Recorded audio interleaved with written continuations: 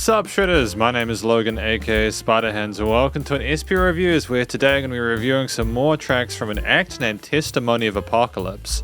And if we switch over to here, we're going to be checking out 3 songs from this act today. Starting with When We Were Dead. Now this is all in advance of their upcoming album titled The Offering, which is going to be released on the 27th of October this year. I enjoyed my last outing with them, my last time reviewing some of their previous work, so I'm looking forward to hearing some more, and we're going to listen through each of these tracks from start to finish, and we're going to hear what we think. Let's go! Instantly so heavy now. When We Were Dead. Innocent and cannot cosmoses. In shadows of darkness, we drunk with violent hands. When we were dead. When we were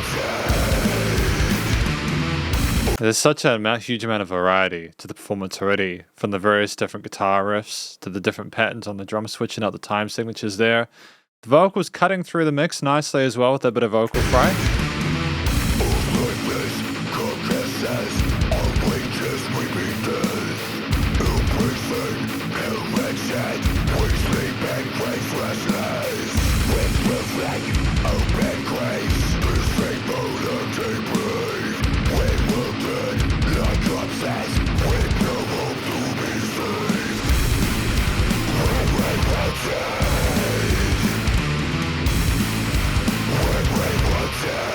Great use of the hook line there and with the rest of the instruments.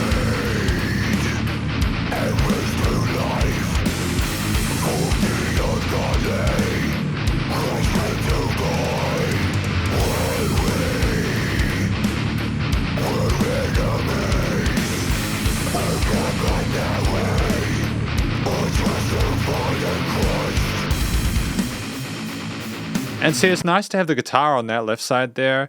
You don't always get that attention to detail with the panning, switching up the way instruments are portrayed here, but we have that. It's great. Great use of the bass and drums.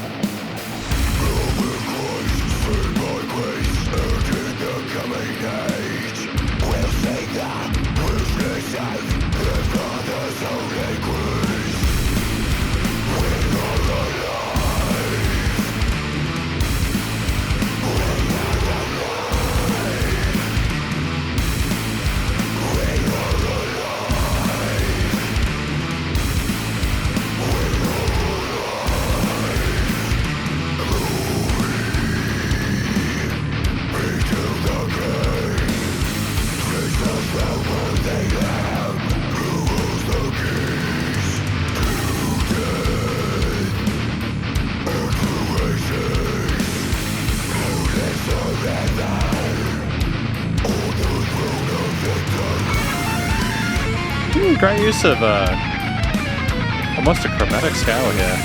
Well, it is chromaticism.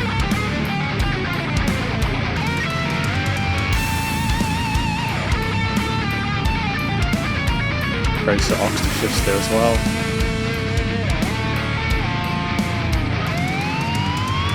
Really great twisted, demented tone to the use of the tremolo bar as well with that solo there with some of those shifts there. It was a wonderfully voiced solo. Very unnerving. Suits the rest of the vibe well.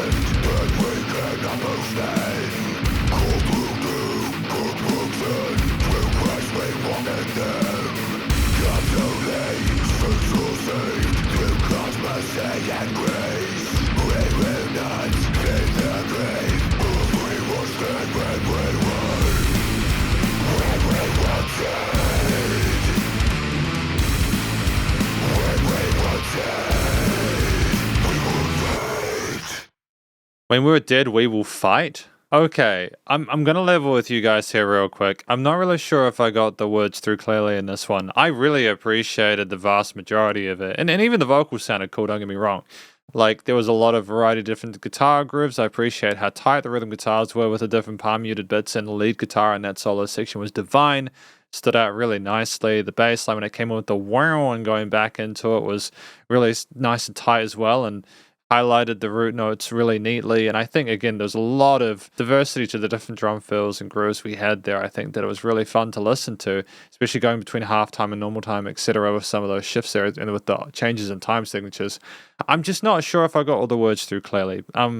Just what I do think, though, with the parts I did get, when we were alive and we were dead, it's basically looking at our existences, both past and present, maybe talking about the concept of rebirth or something like that. We will fight. It's basically talking about, like maybe I may have misheard something like the keys to the grave or something like that. It's talking about even if they're in that place, they will continue to fight for what they believe in. That's my interpretation of it. It's nice and powerful as well. So I don't think it's a song that's mourning their loss of their life. I think it's more a battle cry, letting them know that even in death, they'll continue to soldier on. I could be wrong though, but that's my take on it. And then we got Ghost, track number 2. Scintillating low drop tune grooves there, man. Really tight. String low.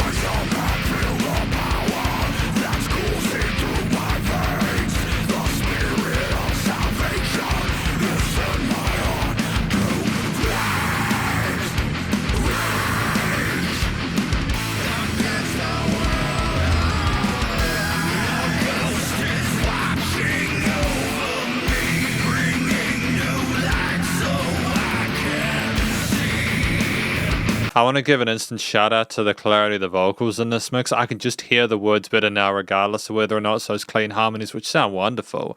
Wasn't initially sold in the first half, but they hooked me in the second. But even kind of like the growly, raspy bits in the first half of the verse, those words like the spirit of salvation coursing through me, etc. I could hear that clearly, and it was really scintillating.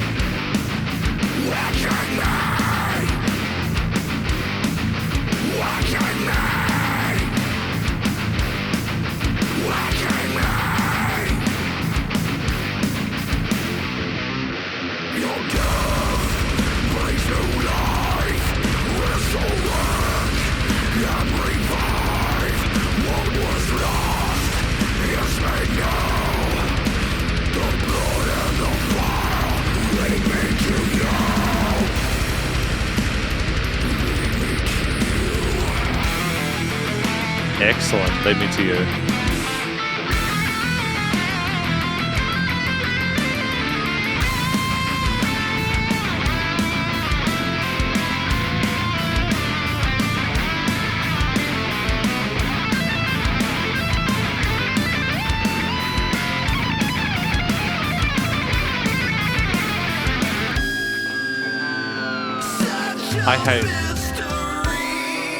I want to interrupt it here to talk about that guitar solo. I teach guitar to people, I do lessons, and I recently was working with a recording client. This is related, don't worry, but I find that some guitarists just don't really know how to phrase solos, and like when I started playing guitar, I tried to play a billion notes a second, and you gotta really do what this lead guitarist does in Testimony of Apocalypse. They actually try and phrase it like a lead voicing. There's flair to it. There is a steadiness with the note choices. And we have movements and adjustments in the intensity levels as well. Like we can clearly shred as per the last half of that. But there's also a quiet confidence to like the big vibratos that we had there, those intricate little legato kind of bits. It's really great use of that real estate there. It's really tight with the backing in general, like the rhythm guitars, the bass, the drums. But the lead is the icing on the cake. It's a nice change from the vocal parts, with the wide variety of different styles we've had there. And we'll go back a little bit so we can hear these clean parts with the interesting sort of guitar tones with the dustiness and the overdrive there, like a tiny bit with these. There's a lot. I think this is my favorite song out of the two, but I just want to give a shout out to that solo. It was a wonderful guitar solo, and I think a lot of guitarists who maybe don't have as much variety in their solos can learn from this.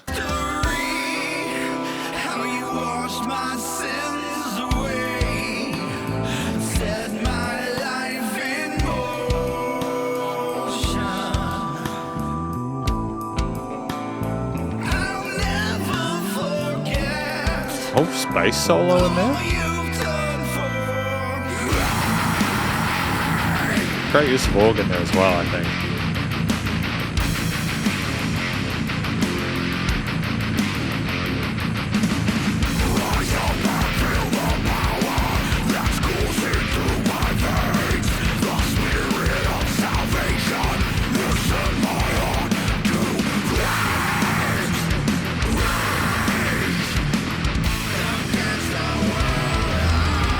Oh, they switched it up. Nice.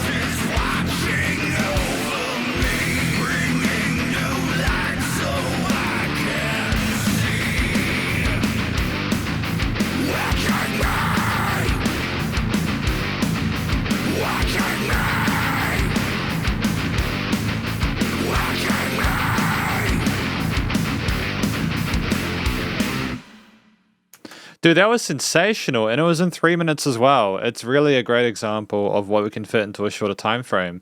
I am thoroughly stoked with the music that's been put forward today. I personally feel, just in regards to the post-production, by the clarity of the vocals alone, because I think the guy is a competent singer. He's good within the genre. I think there's just a little bit of fuzziness in the first track that wasn't as apparent here. It was easier to discern the words here, and I'm appreciative of that. Because I like the imagery and the stuff we're talking about in that interlude section with the cleans as well as the choruses, and in the verse parts there. It's like, how do I describe what I think the story is about? I think we are talking about the whole person, like dying for the sake of coming back and being reborn, and like the power behind that, and that salvation that's coursing through the singer's veins. Truth be told, I'm not super duper knowledgeable about the faith-based stuff. I maintain a unintentional ignorance about it, but I nonetheless appreciate the storytelling that's involved here. And that's not in a derogatory way. I think that, I can appreciate it. The art of telling a story is important, whatever your belief system, and I think they smashed it here. They're clearly passionate about it. The passion comes through in the music as well as in the vocal performance. And there's a lot of change and adjustment and different twists and turns within these compositions that makes them thoroughly intoxicating and addicting to listen to. I don't think there was a single note out of place within this performance. I loved, again, the changes in the different amount of beats per bar and phrasings within the chorus. It was a lot different to a lot of the kind of rock and metal that I hear, where there's just 4 groups of 4, and that can often be a bit of a drag because it's predictable, but that isn't the case with Ghost, and it isn't the case with Testimony of Apocalypse. They know what they're doing, and it's very clever. Now, as I understand it, the final track for release that we're going to be checking out today is Dead Man Walking. This is their the third track of this review. I've reviewed We All Shall Rise and Blessed Are the Dead before, so I'm familiar with what Testimony of Apocalypse are all about, but I also want to give a shout out to the fact that, again, their next album is coming out on October the 27th, and if you're a fan of the music that you're hearing today, please do go show them some support and put that on your wait list. Well, put it on your calendar, but anyways. Listen through this track now, Dead Man Walking. Let's go. It's ferocious, dude.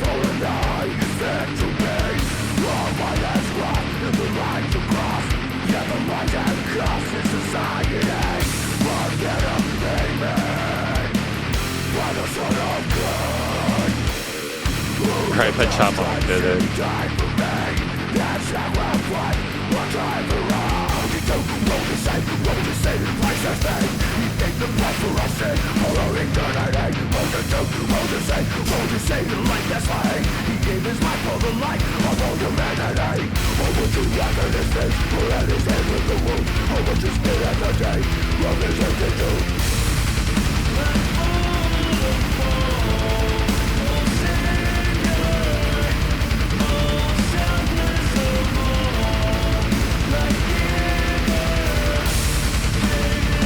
Like,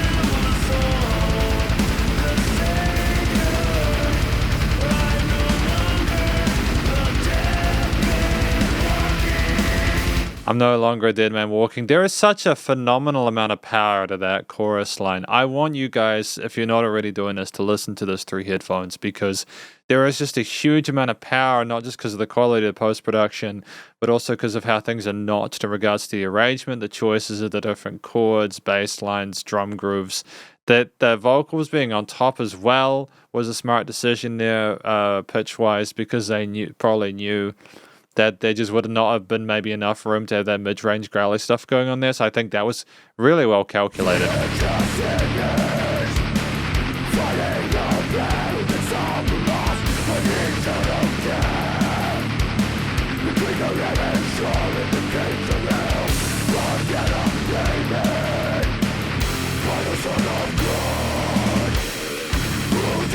Stripes and die for me.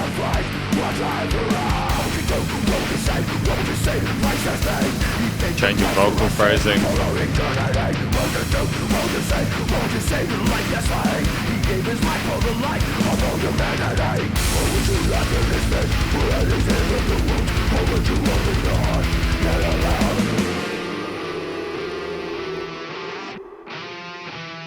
Fantastic filtering.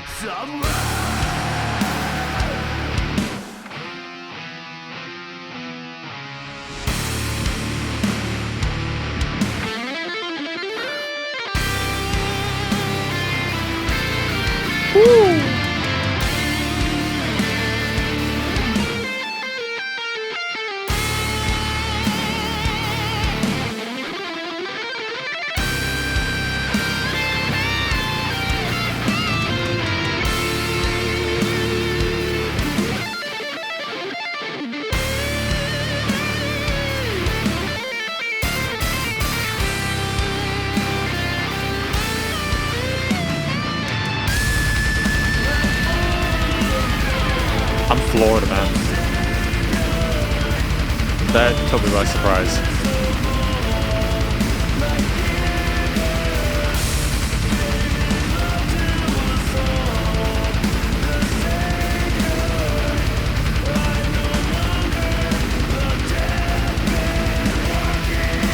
He gave love to our soul, our savior. I'm no longer a dead man walking. That gratitude expressed there in that chorus with a bit of force behind that last line where we're grateful, but also like we're just totally pumped up for what we're doing with the storytelling, with the vocal performance there. Just that solo section is one of the hands down best lead sections I've heard in the entirety of my time doing reviews. There was just something truly mystical about it. It was like the combination of the chemistry between the various band members and the guitarist. The way they didn't just go constant the whole time, they had variations, a shift there. This is not just a good song, it's a great one. This is really special, and they got it under 4 minutes.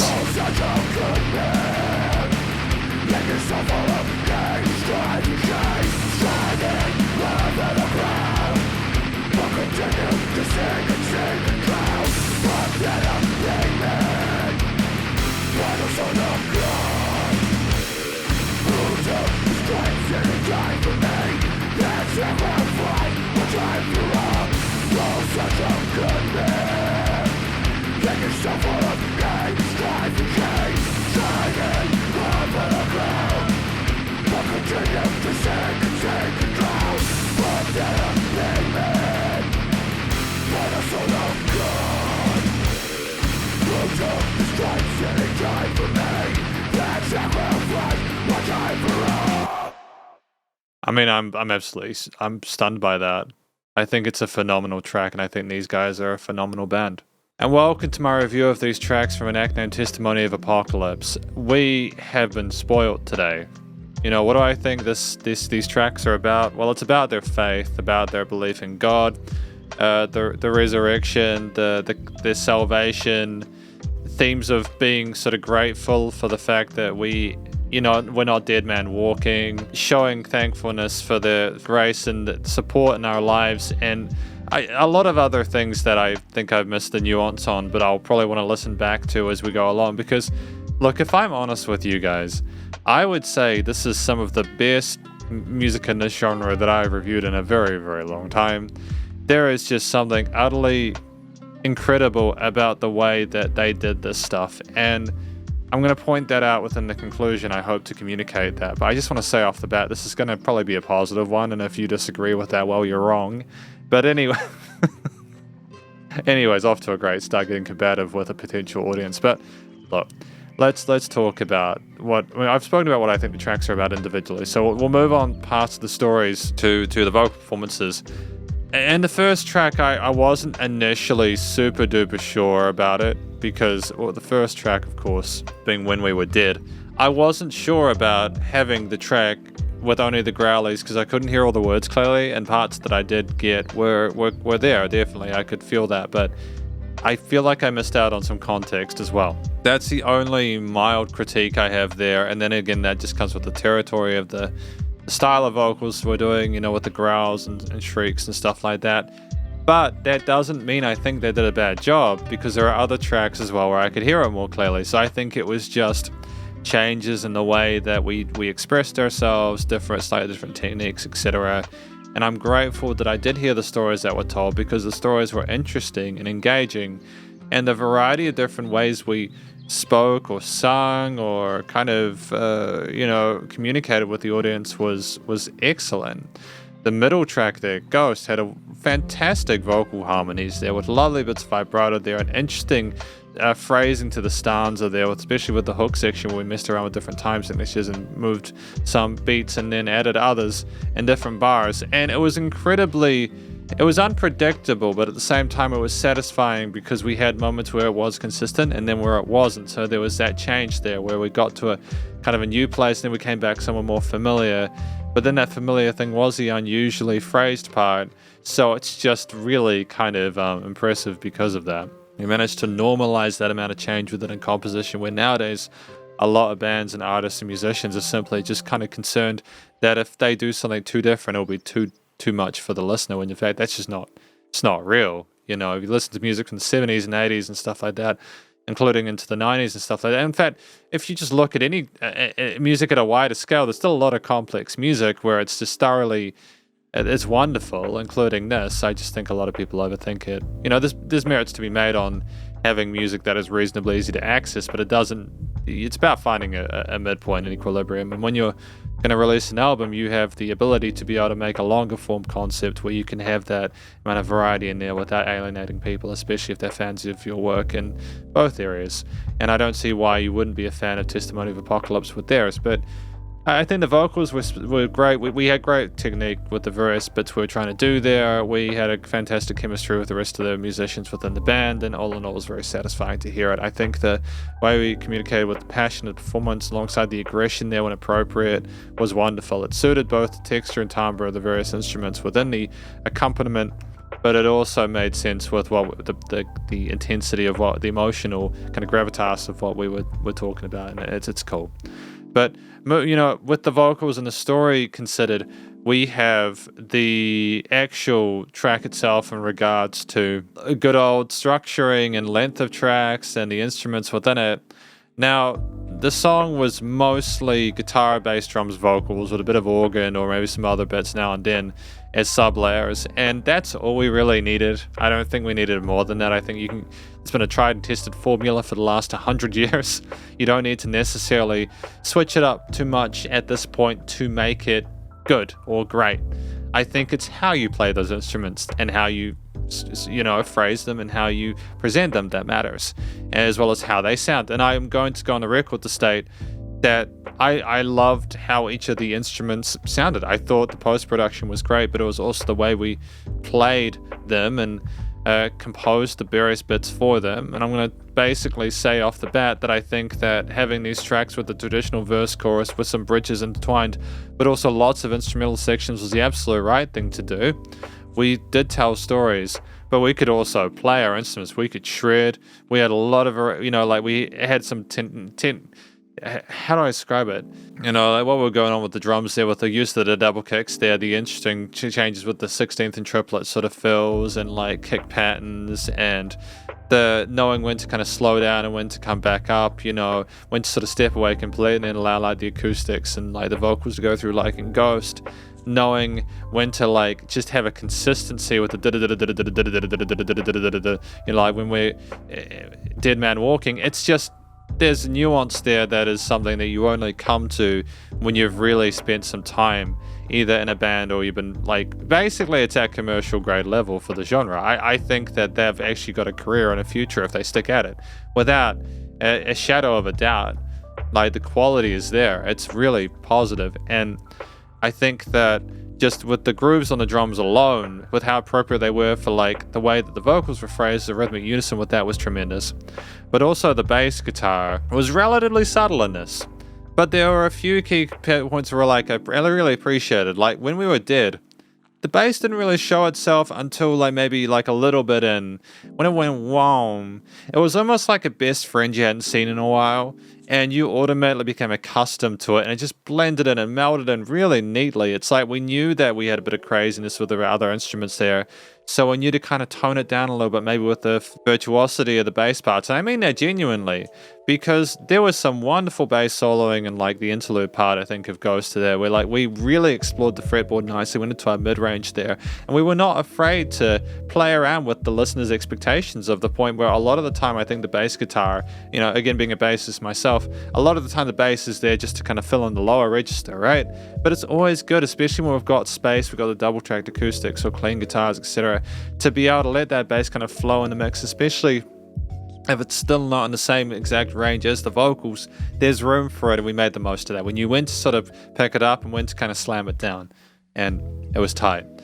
The guitars, for me, were probably one of my favorites, though. I mean, that solo of Dead Man Walking was just absurd. What journey they've been on as musicians to be able to make a bridge or like a solo section that tight. But that was up there, again, with some of the best stuff I've heard from musicians I've reviewed over the last 3 years. It wasn't just the rhythm riffs. I wasn't just use the power chords, arpeggiating between these really interesting kind of crispy, distorted kind of like single string bits. The shredding and the phrasing and other parts of the songs were great as well. But that solo section for Dead Man Walking was something. It was a completely different animal, and it was just so cool because it wasn't like crazy sort of speed quick or wild or completely awe-inspiring because of the difficulty of it. It was that there were just these wonderful note choices there where the rhythm of it was almost inspiring, and it was so special because the rest of the band was so respectful of that. You had them let the lead have their moment in the sun, and then they came in to support, and then they intermingled and kind of danced with one another in a way that was very, very beautiful, and you don't get that often. That is the difference between, I think, a good solo section and a great solo section, is when you not only have a musician at the lead who can take over from the vocals and present themselves in a way where it's not an ego project or it isn't pretentious, it adds to the experience. But then you also have the other musicians come in to support them as well, perform that role there to kind of make it one big happy family's worth of just musical awesomeness, and we had that here. I can't fault it. It's actually, yeah, I can't say often that I'm surprised or that I am blown away by it, but that struck me, and you'll see that I didn't really do much during that period because I was just processing it. It probably seems like I'm simping a bit. I'm not. That's genuinely how I feel about it. And again, if people are not entirely satisfied with my thoughts on it, I challenge you to give me reasons otherwise why it's not the case. But moving on from that, the performances were phenomenal. They were wonderful. The themes there were typically... They never became too dire and too awful. There was a wonderful amount of energy to it. We were constantly kind of pushing against the grain there, kind of like adding sort of like a lot of force behind it. Not in a way where we were trying to overwhelm the listener, but it was like we were strong and bold and full of courage, and we were proud, and we were wanting to tell the listener that in a way that was respectful to the genre that we were performing in, and also just backed up like the strength in our beliefs that we had. And I think that came through very authentically with like the wide variety of ideas we had within this tracks. There were explorations there thematically as well as harmonically and performatively, and we just never had a dull moment. I think the motif in that respect fit well with the vocals and the story, and things are well connected. And I think that finally the studio recording, mixing and mastering, aside from the comments I've said where I wasn't necessarily sure if the vocals were always as present as they needed to be, everything else was flawless. I'm thoroughly stoked with how the guitars, bass, drums, and everything else were balanced in the mix. Nice one to stereo feel with lots to kind of entertain the listener and get them to sort of play with. The things were nicely notched in the frequency spectrum, no resonant frequencies, and leveling in general was really dope. I think that, there was dynamic range there. It was more than sufficient, and it was just felt so alive. It was a live performance, and just the amount of power within that chorus of Dead Man Walking was just huge. There was just something sort of like larger than life about it. it was just massive in these headphones. Whoever did the mastering on the stuff needs a pay rise, and they deserve some love because they did a tremendous job too. I've got nothing but love for it. Nice and low without pumping, so bus compression limiting sorted. And this is my review of these tracks from Testimony of Apocalypse, and hopefully you enjoyed it. If you did, please do go show them some love via the various social medias and a YouTube page, and stay cool and stay safe, and please remember to support your local musicians and artists at this point in time, as they need to help more than ever with all the crazy stuff going on in the world. And I'll catch you in the next review. Spiderhands out.